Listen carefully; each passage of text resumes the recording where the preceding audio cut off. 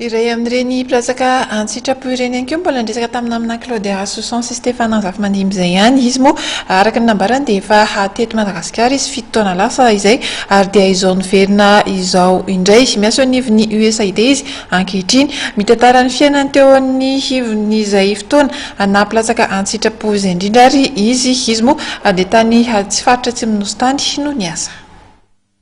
Marsha ni resaka eto ni miasa eto Madagasikara hitako mahafinaritra ny olo miara-miasa dia izaho zay mahatamana izaho tany niasa teto dia izaho efa niverina tany Tanzania fa many Madagasikara izaho dia kanefa izaho niverina dia miasa amin'ny USAID amizao. Izaho niasa tamin'ny CSB miaraka ny doktera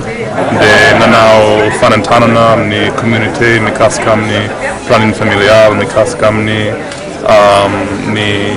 nutrition ny tazomuka ny ohatr'izay dia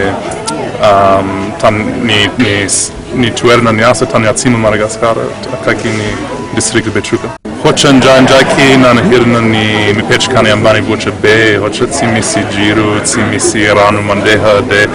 tsy nampanino fa ndraindraiky hotra nisy sahirana tany zay satria tsy afaka mampiasa jiro rehefa hariva tsy maintsy mampiasa labosy